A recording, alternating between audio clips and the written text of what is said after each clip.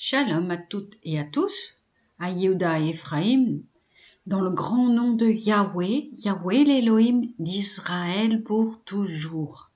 Amen. Aujourd'hui, je continue la lecture du livre de Yehoshua, dit Josué, au chapitre 7.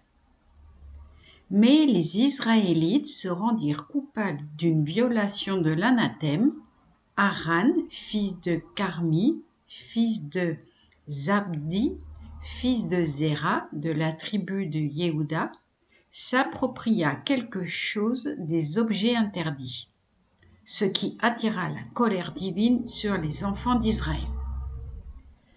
Yehoshua envoya de Jéricho des hommes vers Haï, ville voisine de Beth-Aven, à l'orient de Béthel, en leur disant « Allez explorer cette région ». Et ces hommes allèrent explorer Haï. Revenus auprès de Yehoshua, ils lui dirent « Il ne faut pas que le peuple entier y monte. 2 ou 3 000 hommes suffisent pour triompher de Haï. Ne fatigue pas tout le peuple à cette expédition, car ils sont peu nombreux. Environ 3 000 hommes du peuple y furent envoyés, mais ils lâchèrent pied devant les habitants de Haï. Ceux-ci leur tuèrent 36 hommes, les poursuivirent depuis la porte de la ville jusqu'à Shebarim et les défirent sur le versant de la colline. Alors le cœur du peuple défaillit et se fondit en eau. Yehoshua déchira ses vêtements, se jeta face contre terre devant l'arche de Yahweh et resta ainsi jusqu'au soir, ainsi que les anciens d'Israël, et ils répandirent de la poussière sur leurs têtes. Et Yehoshua dit « Ah, Adonai Elohim, pourquoi as-tu fait traverser le Jourdain à ce peuple pour nous livrer au pouvoir des Amoréens, pour nous faire périr? Que ne sommes-nous de préférence restés sur l'autre bord du Jourdain? De grâce, Adonai, que dirai-je après qu'Israël a tourné le dos à ses ennemis? Ils l'apprendront, les Cananéens et les autres habitants du pays, et ils vont se jeter sur nous et effacer notre nom de la terre. Ne feras-tu rien pour ton nom glorieux à toi? » Yahweh dit à Yehoshua, « Relève-toi, pourquoi restes-tu couché ainsi sur ta face? Israël a péché, il a violé le pacte que je lui avais imposé. Oui, on a pris de ce qui était anathème, on l'a volé, on l'a dissimulé, on l'a enfoui parmi ses bagages. Eh bien, les Israélites ne pourront plus tenir devant leurs ennemis, désormais ils leur tourneront le dos. Ils sont sous le poids de l'anathème. Non, je ne serai plus avec vous si vous ne faites disparaître du milieu de vous l'objet d'anathème. Va, sanctifie le peuple en lui disant « Sanctifiez-vous pour demain, car ainsi a parlé Yahweh, Elohim d'Israël, l'anathème est dans ton sein. Israël, tu ne pourras pas résister à tes ennemis tant que tu ne l'auras pas extirpé de ton sein. Vous vous avancerez donc demain matin par tribu.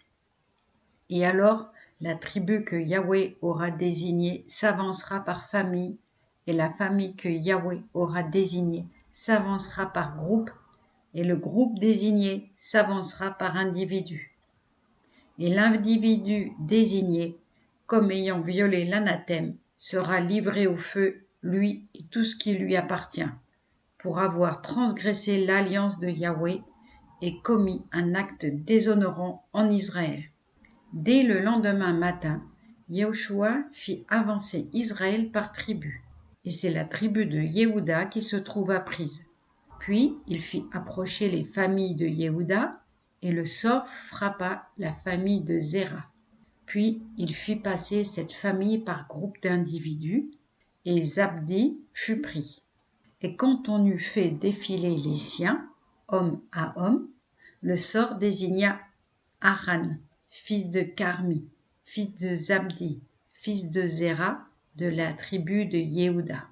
Yehoshua dit à Haran, « Mon fils, reconnais la gloire de Yahweh, Elohim d'Israël, et rends-lui hommage. Déclare-moi je te prie, ce que tu as fait, ne me cache rien. » Aaron répondit à Yahushua, « C'est vrai, j'ai péché envers Yahweh, Elohim d'Israël, et voici ce que j'ai fait. » Avisant parmi le butin un beau manteau de sénéar, 200 cycles d'argent, un lingot d'or du poids de 50 cycles, j'en ai eu envie et m'en suis emparé.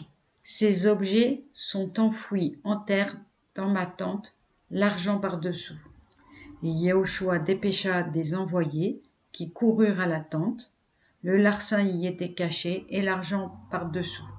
Ils emportèrent le tout de la tente, le présentèrent à Yahushua et à tous les enfants d'Israël, et on le versa devant Yahweh. Alors Yahushua fit saisir Aaron, le descendant de Zéra, ainsi que l'argent, le manteau et le lingot d'or, ainsi que ses fils et ses filles, ses bœufs et ses ânes, son menu bétail, sa tente et tous ses biens. Et, suivi de tout Israël, il les conduisit dans la vallée d'Aror. Et Josué lui dit, « Le malheur dont tu nous as affligés, Elohim te le rend aujourd'hui. » Et tout Israël le tua à coups de pierre, on le livra au feu, on le lapida. Et on éleva par-dessus un grand monceau de pierre qui subsiste encore. Et le courroux de Yahweh s'apaisa. C'est à cette occasion que l'endroit fut appelé la vallée d'Achor, nom qu'il a gardé jusqu'aujourd'hui. Amen.